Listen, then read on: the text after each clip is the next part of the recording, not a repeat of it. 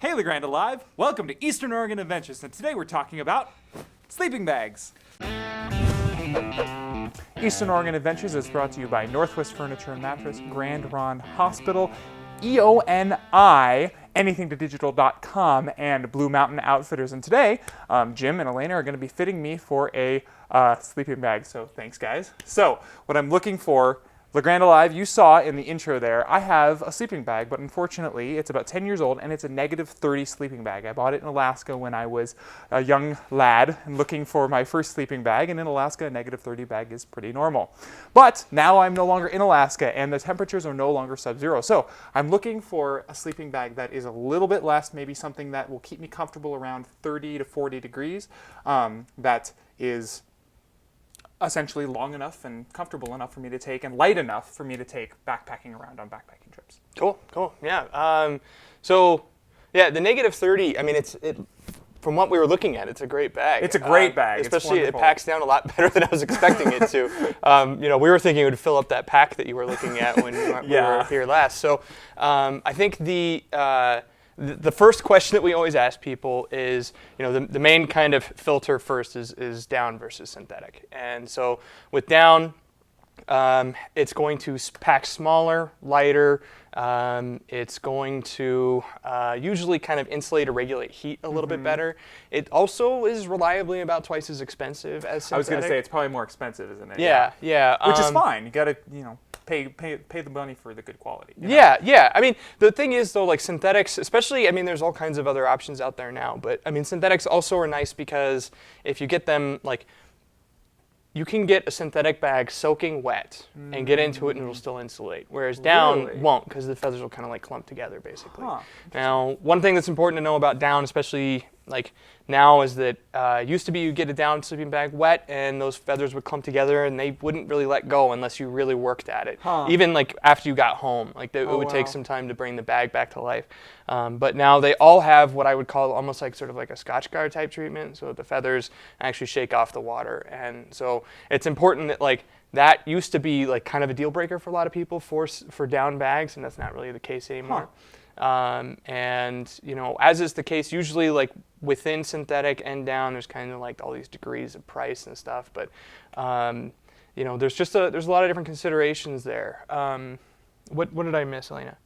I think you covered it. I mean, kind of at the broad level. I think the big thing too, I mean, looking at down versus synthetic, is if you want like a mummy bag or not, because we have, especially the ones by Big Agnes, they have extra features with them that make them unique to the sleeping bag.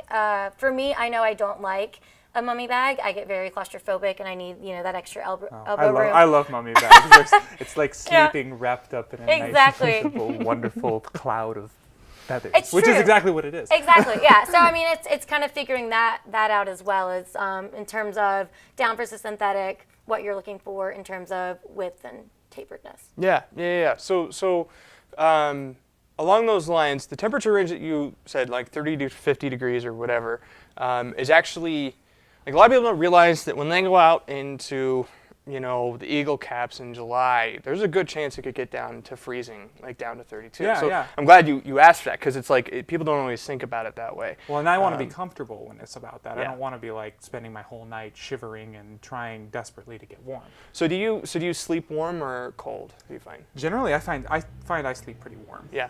So in that case, I would still kind of I would aim for probably 15 to 20 degrees just to be safe. And that way, if you want, you can also like take it out, even snow camping or something like that, and like just layer up or whatever. Absolutely, yeah. Because I've heard a rule that it's 10 degrees below. You want to get a bag that's 10 degrees below where you want to be comfortable. Yeah, from what I understand. yeah. I mean, there's an interesting thing where like there's a standard kind of rating system now where like all of the bags have to be like submitted for approval to this kind of like governing body basically, and so they're all pretty standard, but there's still variation within brands and stuff like that for sure. And then I mean, even within that, like there's different like the way that women are, like the women's bags are stuffed is differently, right? Right. Like for the down bags, there's more stuffing, usually at like the feet area type of thing, because women's feet usually run a little colder. As well as, I mean, in terms of sizing, I totally lost my train of thought. This is great. But there's the... So the men's bags are like, the men's bags start like a regular size for a men's bag is like 6 foot. And then so we'd be looking at for you, because you said you're like 6'3". So we want to get you a long bag, which would be over 6'6". There's also wide bags, which I don't think you would probably want. You probably don't need that. Yeah. So and if you don't need it, you don't take it, right? Because otherwise you're taking on more stuff, right? Absolutely. So then women's are just like a notch below that. Exactly. Right? So I'm 5'4", so I would do the regular bag. It goes up to 5'6", and then there's a petite bag, which is 5 foot. So absolutely. Now, do you guys have a particular bag that I'm looking at? Yeah, I mean, I think what we wanted to do was start with, depending on, we said like synthetic. So if we're looking at like a 15-degree here, right? This is synthetic. It's from Marmot. It's $110 for the long. So relatively inexpensive. It's actually going to pack into this guy here. It comes with its own kind of like stuff sack, so that you can actually bring it down quite a bit smaller if you want to, just by pulling these straps way down. Yeah, and my you negative 31 has one of those. Yeah. Super So nice. and you can really get after it and Yeah. like do quite a bit of damage there in a good way. So what's nice is that then it's actually for a $110 bag, it's actually like pretty compressible and all of that. This is actually probably the best-selling bag that we have, just because it's kind of like, especially if you're just getting going, like kind of a no-brainer. There's not really any risk associated with it, right?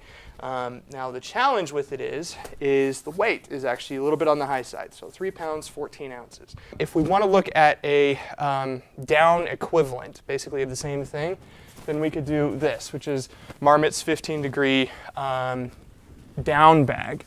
And so, I want to take that. Yeah. Thank you. And first of all, if you feel it, you can feel the difference a little bit, right? Definitely. Like it is. It's like it's softer. And so what we're looking at there is this is what it packs down to. So quite a bit smaller that's than so our much other different, one. Which I love that. I love how much smaller it is, because I love when I go camping not having a lot of stuff. Yeah. And so then the weight on this one is, let's just double check.